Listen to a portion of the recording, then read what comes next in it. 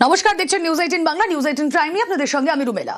High court supreme কোর্টের চাপ জোড়া ফলা, আরো স্বচ্ছ নিয়োগের পথে এবার স্কুল সার্ভিস কমিশন। 2016 নিয়োগে অযোগ্যদের পূর্ণাঙ্গ তালিকা প্রকাশ, 1806 জনের তালিকা প্রকাশ এসএসসির। নবম দশম একাদশ দ্বাদশের অযোগ্যদের তালিকা। আগে শুধু নাম রোল নম্বর প্রকাশ করেছিল এসএসসি, এবার রোল নম্বর, নাম, বিষয় সহ তালিকা প্রকাশ, তালিকা আপলোড এসএসসির ওয়েবসাইটে। আদালতের নির্দেশ মেনে এই তালিকা প্রকাশ করলো school service commission. Somraj Bandyopadhyay প্রতিনিধি রয়েছেন আমাদের সঙ্গে। সোমরাজ, দেখো আজ কিছুক্ষণ আগেই স্কুল সার্ভিস কমিশন তাদের ওয়েবসাইটেই অযোগ্যদের তালিকা প্রকাশ করেছে। গত 7ই সেপ্টেম্বরের আগেই স্কুল সার্ভিস কমিশন অযোগ্যদের তালিকা প্রাথমিকভাবে প্রকাশ করেছিল এসএসসি, কিন্তু সেই সময় শুধুমাত্র নাম ও রোল নাম্বার দেওয়া হয়েছিল, আর কোনো বিষয় উল্লেখ করেনি এসএসসি। তারপর কলকাতা হাইকোর্টের নির্দেশক্রমে আজ যে তালিকা অযোগ্যদের প্রকাশ করা হলো স্কুল সার্ভিস কমিশনের তরফে, সেখানে নাম, রোল নাম্বারের পাশাপাশি কোন বিষয়ে তারা চাকরি পেয়েছিলেন, তাদের অভিভাবকের নাম ও জন্ম তারিখ, এই তিনটি অংশকে আরো যুক্ত করা হয়েছে। অর্থাৎ স্কুল সার্ভিস কমিশন এই তালিকাকেই বলছে পূর্ণাঙ্গ তালিকা, যে তালিকা 1806 জনের যারা অযোগ্য 2016 নবম দশম একাদশ দ্বাদশ নিয়োগের, তাদের সেই তালিকা আজ এসএসসি প্রকাশ করা হয়েছে। তুমি জানো যে গত 7ই সেপ্টেম্বর স্কুল সার্ভিস কমিশন যখন নবম দশমের লিখিত পরীক্ষা নয়, তারপর 14ই সেপ্টেম্বর একাদশ দ্বাদশের নয়া নিয়োগের জন্য লিখিত পরীক্ষা নেয়, তার আগে এসএসসি এই তালিকা প্রাথমিকভাবে প্রকাশ করেছিল 1806 জনের, এবং সেই তালিকা প্রকাশ করে এসএসসি জানিয়ে দিয়েছিল এই অযোগ্যরা যাতে কোনোভাবেই নয়া নিয়োগ প্রক্রিয়া অংশ না নিতে পারে, এবং সেই কারণে তাদের নাম ও রোল নাম্বারের বিস্তারিত বিষয় উল্লেখ করে প্রত্যেকটি পরীক্ষা কেন্দ্রে পাঠিয়েছিল এসএসসি, একটাই বিষয় নিশ্চিত করা যাতে কোনোভাবেই অযোগ্যরা পরীক্ষায় বসতে না পারে। কিন্তু তারপরেও কলকাতা হাইকোর্টের যে নির্দেশ সাম্প্রতিক সময় দেওয়া হয়েছে যে পূর্ণাঙ্গ তালিকা এসএসসি কে প্রকাশ করতে হবে, এসএসসি তার ডেটাবেস থেকে এই তথ্য সংগ্রহ করে এই তালিকা প্রকাশ করেছে বলেই এসএসসির তরফে দাবি। কিন্তু এই তালিকাতেও তারা কোন স্কুলের জন্য চাকরি পেয়েছিলেন সেই বিষয়ে কোনো উল্লেখ করা হয়নি। স্কুল সার্ভিস কমিশন বলছে তারা কোন কোন স্কুলে চাকরি পেয়েছিলেন সেই সংক্রান্ত তথ্য পুরোটা এখনো পর্যন্ত এসএসসির কাছে নেই, সেই কারণে তারা সেই স্কুলগুলির নাম উল্লেখ করতে পারেননি। কিন্তু বিষয়, তাদের অভিভাবকের নাম এবং জন্ম তারিখ, এই তিনটি বিষয়কে আরো যুক্ত করে পূর্ণাঙ্গ তালিকা আজ প্রকাশ করেছে এসএসসি 1806 জন অযোগ্য প্রার্থীদের। বেশ,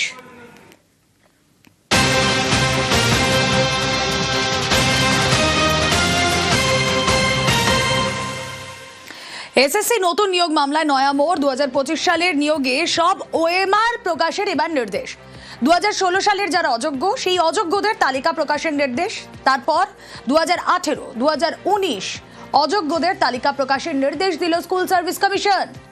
ওয়েবসাইটে সেই তালিকা প্রকাশের নির্দেশ। কথা বলবো, অর্ণব রয়েছেন সঙ্গে। অর্ণব, কি নির্দেশ এলো আদালতের তরফে?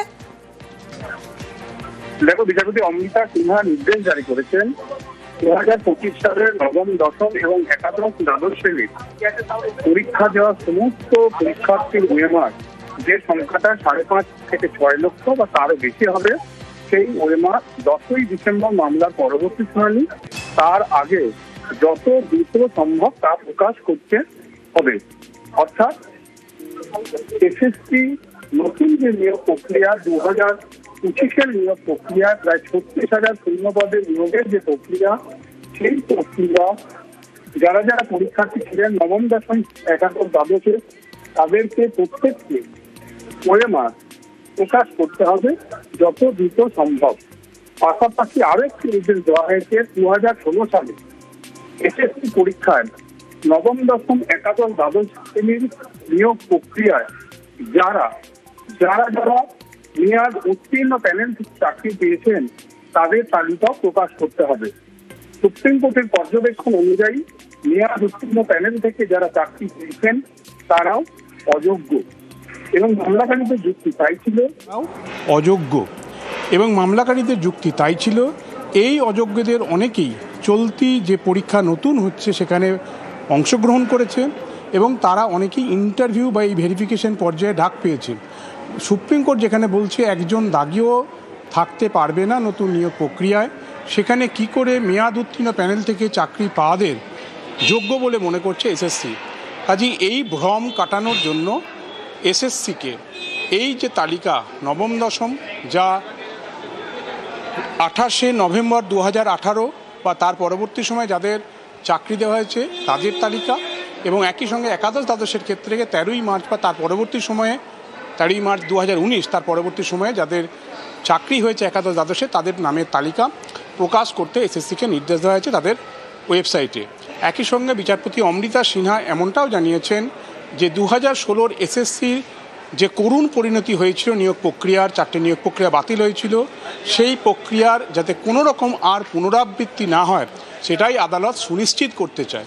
তাই 2025-এর নিয়োগ প্রক্রিয়ার একেবারে প্রথম পর্যায়ে থাকে যাতে স্বচ্ছতা এবং বিষয়টার মধ্যে কোনো জটিলতা কোনো রকম এতটুকু না থাকে অংশ হিসাবে তার মধ্যে, তাই সেটাকে সুনিশ্চিত করার জন্যই এই ওএমআর প্রকাশ 2025 সালের, এবং একই সঙ্গে মেয়াদ উত্তীর্ণ প্যানেল থেকে নিয়োগ পাওয়াদের তালিকা প্রকাশ করা জরুরি, সেই নির্দেশে বিচারপতি অমৃতা সিনহা দিয়েছেন।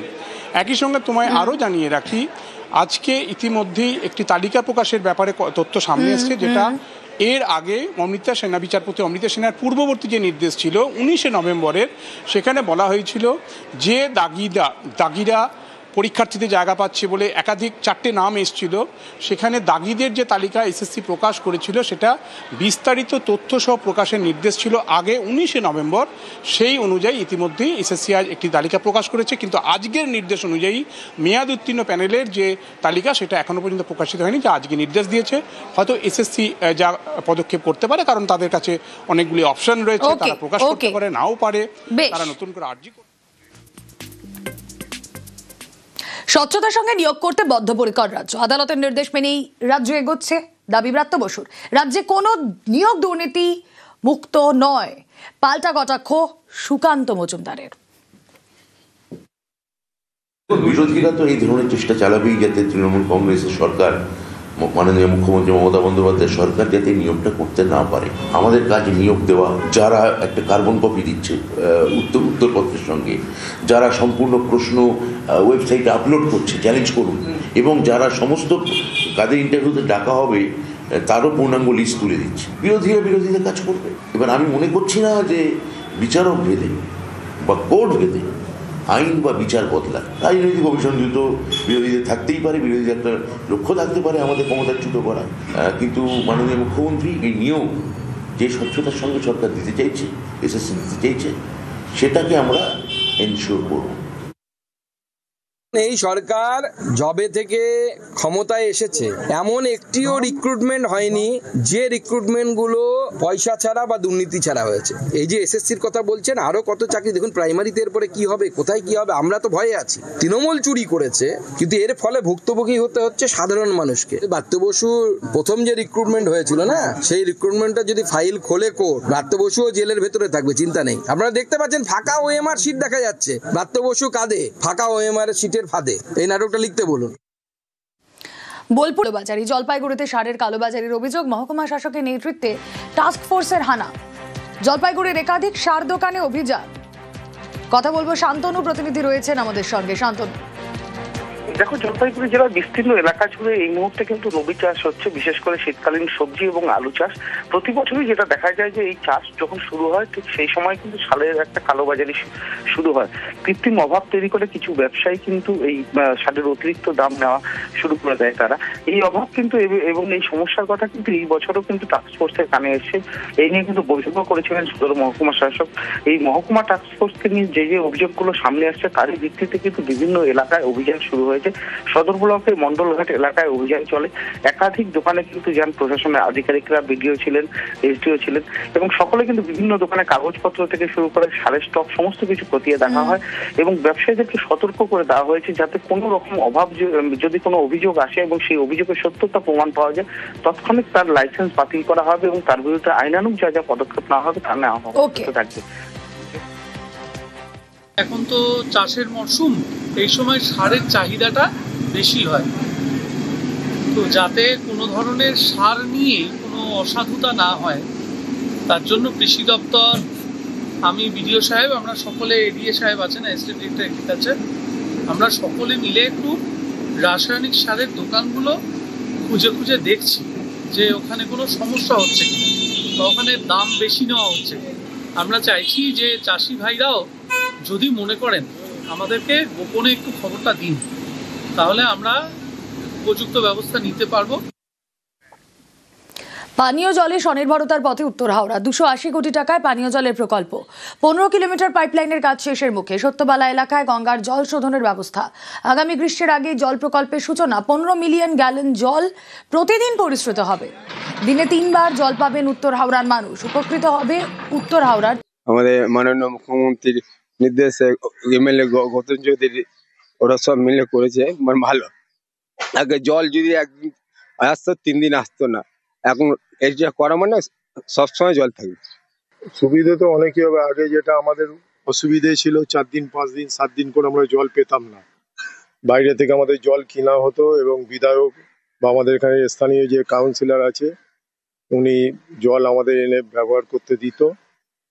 তার থেকে এই যে জিনিসটা হচ্ছে আমাদের মাননীয় মুখ্যমন্ত্রী বা উত্তর হাওড়ায় যে আমরা পানীয় জল পেতে খুব কষ্ট হয়, আমাদের খারাপ জল আসে। প্রায় 7 কিলোমিটার দূর থেকে পদ্মপুকুর থেকে জল আসে, জল খারাপ আসে, জলে প্রেসার নেই। এখানে বহুতল বাড়ি হয়েছে। এই গঙ্গা থেকে জল উঠবে, এখান থেকে রিসোর্স হবে এবং আমাদের সত্যবেলা থেকে পিউরিফাইং হবে।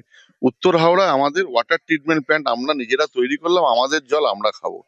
আর আমরা এই কাজ প্রায় 14.5 কিলোমিটার উত্তর হাওড়া জুড়ে যত সম্ভব আমরা প্রত্যেকটা মানুষের ঘরে ঘরে 55,000 একটা এস্টিমেট করা হয়েছে, 55,000 water connection, door to door connection যাবে।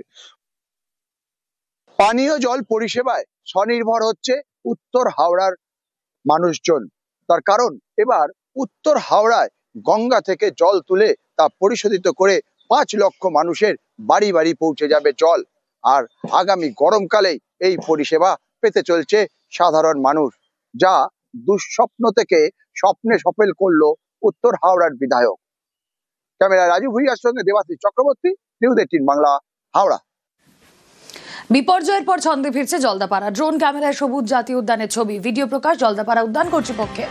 5ই অক্টোবর ভুটানের ডলোমাইটে ব্যাপক ক্ষতি। সবুজ ধ্বংস হয়ে মরুভূমির চেহারা নেয় বনাঞ্চল।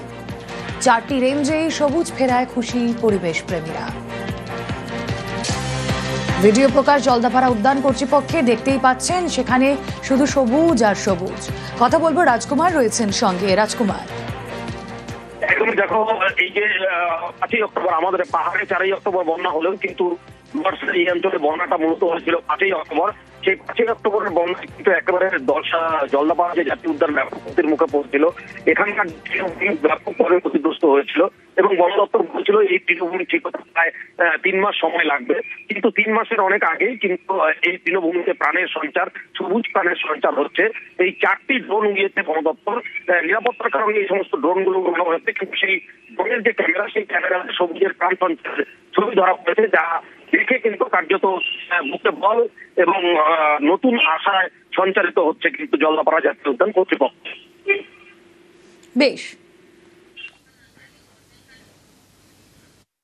জলদাপাড়া জাতীয় উদ্যান কর্তৃপক্ষ ড্রোনের সাহায্যে বনে নজরদারি চালাচ্ছেন।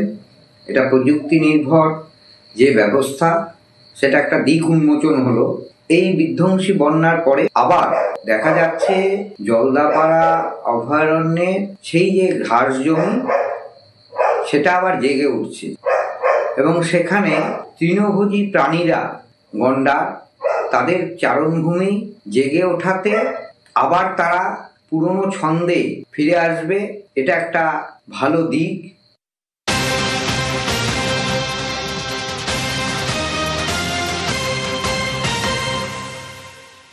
বাঁকুড়ায় পুলকারে বাসের ধাক্কা, জখম স্কুল ফেরত একাধিক পড়ুয়া। বাঁকুড়া শহরের তামলি বাঁধে দুর্ঘটনা, জখম পড়ুয়াদের উদ্ধার। স্থানীয়দের বাস ফেলে চম্পট, চালক খালাসি। প্রিয়ব্রত প্রতিনিধি রয়েছেন আমাদের সঙ্গে। প্রিয়ব্রত, 3টে নাগাদ যখন একটি বেসরকারি স্কুল থেকে পুলকারে করে প্রায় 8 জন পড়ুয়া ফিরছিলেন তাদের বাড়িতে, মূলত যে পুলকারটি সেটি কিন্তু স্কুলের চত্বর থেকে সেখান থেকে পাটপুরের উদ্দেশ্যে রওনা দিয়েছিলেন এমনটা জানা যাচ্ছে। এবং সেদিক থেকে উল্টো দিক থেকে আসা যেখানে 4 মাথার মোড়, তামলিবান মোড়, সেখানে কিন্তু সংঘর্ষ হয় বাসের সঙ্গে।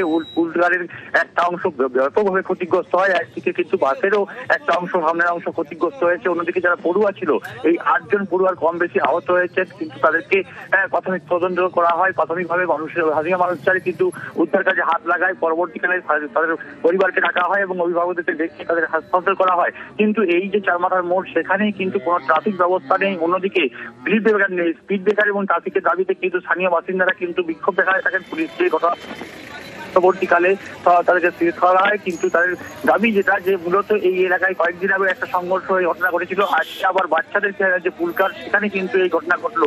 অন্যদিকে পুলিশের পক্ষ থেকে দাবি করা হচ্ছে অবিলম্বে সেখানে কিন্তু ট্রাফিক ব্যবস্থা করা হবে এবং যেখানে স্পিড ব্রেকারের ব্যবস্থা করা হবে। সুমেলা, বেশ।